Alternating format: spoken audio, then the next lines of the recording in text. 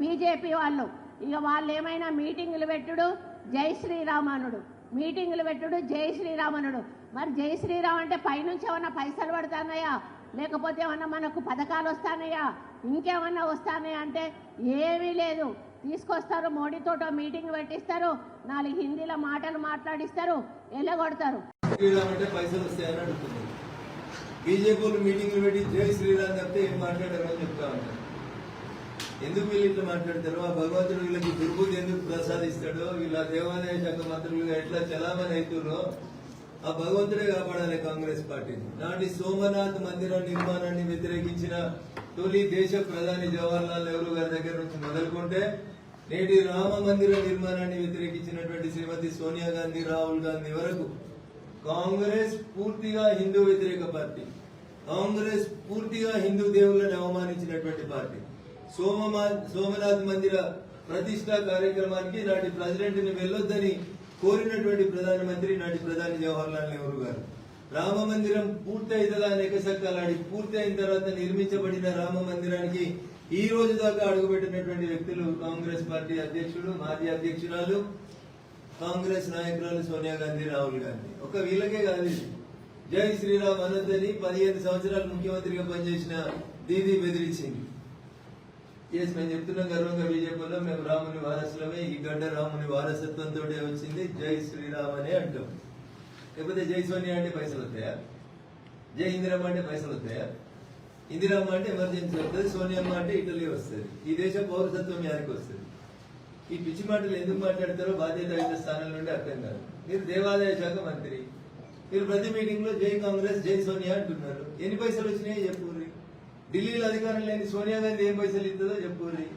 ప్రజలు పన్నులు కడితే వచ్చిన పైసలతో ఇల్లు కట్టి ఇందిరమ్మ ఇల్లు అని పెడుతున్నారు. ఎన్ని పైసలు వస్తున్నాయి ఇందిరమ్మ పేరు చెప్తే చెప్పుర్రి.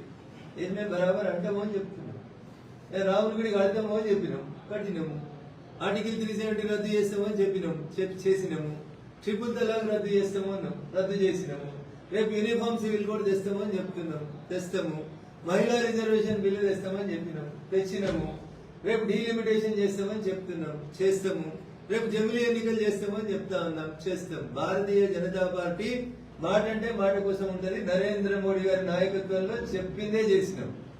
మమ్మల్ని కాదన్నోళ్ళు, మమ్మల్ని ఎదిరించిన వాళ్ళు, రాముని నిందించిన వాళ్ళు, కేజ్రీవాల్, మమతలు, దీదీలు, దాదాలు అడ్రస్ లేకుండా పోయి విదేశాల్లో, తెలంగాణలో కూడా మీరు అడ్రస్ లేకుండా పోతారు. శ్రీమతి కొండా సురేఖ గారు అర్థం చేసుకోండి. మేము రాముని వారసులమే, శూర్పణఖలకు వారసులం కాదు, రావణాసురులకు వారసులం కాదు. మేము వాళ్ళ తరఫున వకాలత చేయలేము. మేము చేసేది ఏ తండ్రి మాటను జవదాడని రాముని కోసం మాట్లాడతాం, అన్నదమ్ముల అనుబంధాన్ని తెలిపే రాముని గురించి మాట్లాడతాం, రామరాజ్య స్థాపన అని చెప్పి మాట్లాడినటువంటి మీరు పొద్దుగా లేతే గాంధీ అని తోకలేక బతకలేని గాంధీ గారి సమాధి మీద ఉన్నటువంటి శ్రీరామ్ గురించి, హే రామ్ గురించే మాట్లాడతాం తప్ప ఇంకొకటి మాట్లాడాం. మీకున్న సమస్య ఏం చెప్పు? జై శ్రీరామ్ అంటే పైసలు వస్తామని అడిగిన మంత్రి గారు. ఏమంటే పైసలు వస్తాయి? పైసలు రావాలంటే ఏమంటే వస్తాయి? జై సోనియా అంటే పైసలు వస్తాయా? జై రాహుల్ గాంధీ అంటే పైసలు వస్తాయా? ఏమనాలి మరి?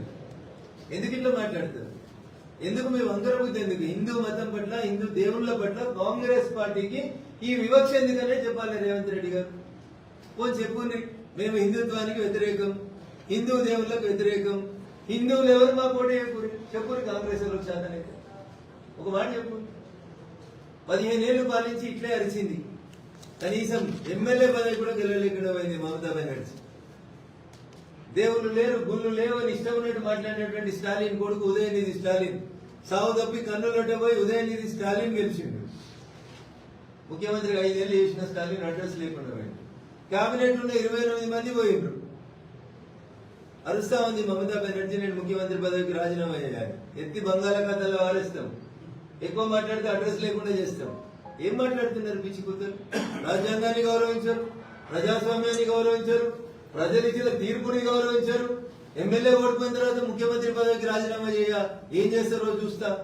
ఏం చేయాలి మాకు తెలియదు. డాక్టర్ బిఆర్ అంబేద్కర్ గారు రాజ్యాంగాన్ని ఏం చెప్పిరో అట్లే ఖాళీ చేపిస్తాం.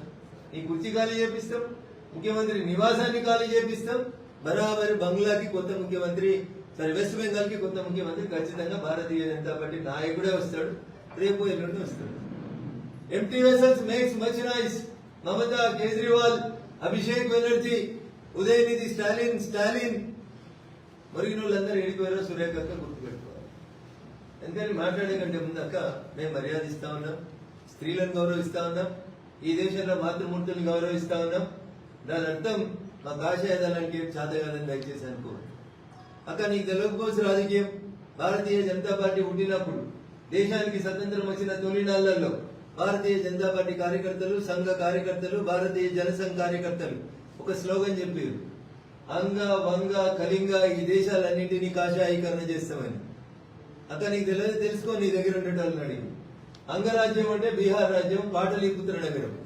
ఇవాళ మీరు తెలుసుకోరాక పాటలీపుత్రాన్ని, అంగరాజ్యాన్ని ఈ రోజు కాషాయం కండల మెడ వేసుకున్నాయనే భారతీయ జనతా పార్టీ ముఖ్యమంత్రి ఉన్నాడు బీహార్ లో.